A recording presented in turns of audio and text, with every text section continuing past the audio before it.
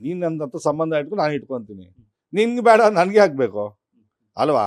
ನಾನು ಆ್ಯಕ್ಚುಲಿ ಮೊನ್ನೆ ನನ್ನ ಮಗಳ ಮದುವೆ ಇತ್ತು, ಲಾಸ್ಟ್ ಮಂತು.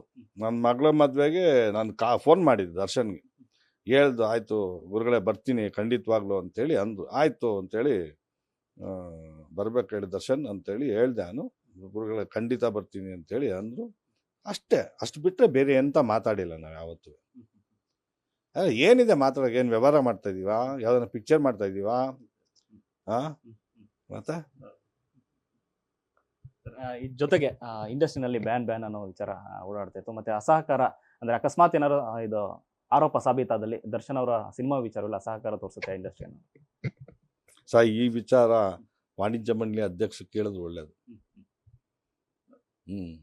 ಯಾಕಂದ್ರೆ ಒಬ್ಬೊಬ್ಬ ಪ್ರೆಸಿಡೆಂಟ್ ಇದ್ದಾಗ ಒಬ್ಬರು ಡಿಸಿಷನ್ ತೊಗೊತಾರೆ, ಡಿಸಿಷನ್ ತೊಗೊಬೇಕು. ಅದರಿಂದ ಈ ವಿಚಾರ ವಾಣಿಜ್ಯ ಮಂಡಳಿ ಅಧ್ಯಕ್ಷ NM ಸುರೇಶ್ ಅವ್ರಿಗೆ ಕೇಳಬೇಕು ನೀವು. ಇದು ನನ್ನ ಸಂಬಂಧಪಟ್ಟಂಥ ವಿಚಾರ ಅಲ್ಲ. ಯಾಕಂದ್ರೆ ನಾನು ಅದ್ರ ಮೀಟಿಂಗ್ ಹೋಗಿಲ್ಲ. ಮೀಟಿಂಗ್ ಹೋಗಿ ಬೇರೆ ಥರನೇ ಮಾತಾಡ್ತಾ ಇದ್ದೆ. ನಾನು ಮೀಟಿಂಗ್ ಹೋಗಿಲ್ಲ. ನೆಕ್ಸ್ಟ್ ಮೀಟಿಂಗ್ ಯಾವಾಗ ಕರೀತಾರೆ ಅವಾಗ ಹೋಗ್ತೀನಿ ನಾನು. ಮೊನ್ನೆ ನಡೆದಂಥ ಒಂದು ಸಭೆಯಲ್ಲಿ ಮೇರು ನಟ ಅಂತ ಹೇಳಿದ್ದಕ್ಕೆ ಸಾಕಷ್ಟು ವಿರೋಧಗಳು ವ್ಯಕ್ತಪಡಿಸಿದ್ರು ಜನ. ಸರ್, ಮೇರು ನಟ ಅಂದರೆ ಡಾಕ್ಟರ್ ರಾಜ್ಕುಮಾರ್ ಒಬ್ಬರೇ,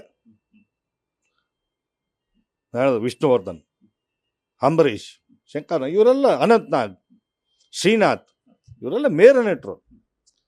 ಇವ್ರಿಗೆ ಮೇರು ಅನ್ನೋದು ಪದನೇ ನಿಜ ಅರ್ಥ ಆಗ. ನಾನು ಹೇಳಿದೆ ಸುರೇಶ್ ರೀ, ಮೇರು ನಟ ಅಂದ್ರೆ ಏನು ಗೊತ್ತನ್ರಿ ಅಂತ. ಆ ಪದ ಬಳಕೆಗೆ ಅರ್ಥ ಗೊತ್ತಾ ನಿಮಗೆ? ದಯವಿಟ್ಟು ಹಂಗೆಲ್ಲ ಬಳಸಕ್ಕೆ ಹೋಗ್ಬೇಡಿ ನೀವು ಅಂತೇಳಿ. ಪಾಪ ಅವ್ರು ಫಾಸ್ಟಾಗಿ ಮಾತಾಡ್ತಾರೆ, ಗೊತ್ತಾಗಲ್ಲ, ಪಟ್ ಅಂತ, ಹಂಗಾಗಿ ಮಾತಾಡ್ಬಿಟ್ಟಿದ್ದಾರೆ. ಹೋಗ್ಲಿ ಬಿಡಿ, ಅದೇನು ಸೀರಿಯಸ್ ಆಗಿ ತಗೊಳ್ಳೋ ಅಗತ್ಯ ಇಲ್ಲ. ತಂದೆಯವರು ಕೂಡ ಪೊಲೀಸ್ ಇಲಾಖೆನಲ್ಲಿ ಇದ್ದಿದ್ದರಿಂದ ಸಾಕಷ್ಟು ವಿಚಾರಗಳು ನಿಮಗೂ ಗೊತ್ತಿರುತ್ತೆ. ಈಗಿರುವಂಥ ಪರಿಸ್ಥಿತಿಯಲ್ಲಿ ದರ್ಶನ್ ಅವರು ಯಾವ ಹಂತಕ್ಕೆ ಹೋಗ್ಬೋದು ಅಂತ ಅನ್ಸುತ್ತೆ ಸರ್? ಪೊಲೀಸಿಂಗ್ ಏನು ಇವಾಗ ನಡೀತಾ ಇದೆ, ನಿಜವಾಗ್ಲೂ ಪ್ರಾಮಾಣಿಕತೆಯಿಂದ ಮಾಡ್ತಾ ಇದ್ದಾರೆ. ಹೈಯರ್ ಆಫೀಸರಿಂದ ಹಿಡ್ದು ಲೋಯರ್ ಆಫೀಸರ್ಸ್ವರೆಗೂ ಇವತ್ತು ತನಿಖಾ ಅಂತ ಏನಿದೆ ಖಂಡಿತವಾಗ್ಲೂ ತಾವು ಮಾಧ್ಯಮ ಮುಖಾಂತರ ತೋರಿಸ್ತಾ, ನಾನು ನೋಡಿದ್ರೆ ಮಾಧ್ಯಮದ ಮುಖಾಂತರನೇ. ಬಟ್ ಪ್ರತಿಯೊಂದು ತನಿಖೆ ಕೂಡ ಭಾಳ ಸೂಕ್ಷ್ಮತೆಯಿಂದ ಪೊಲೀಸು ಹ್ಯಾಂಡಲ್ ಮಾಡ್ತಾರೆ ರೀತಿ. Hats off to the police. ನಿಜ ಭಾಳ ಖುಷಿ ಆಗ್ತದೆ.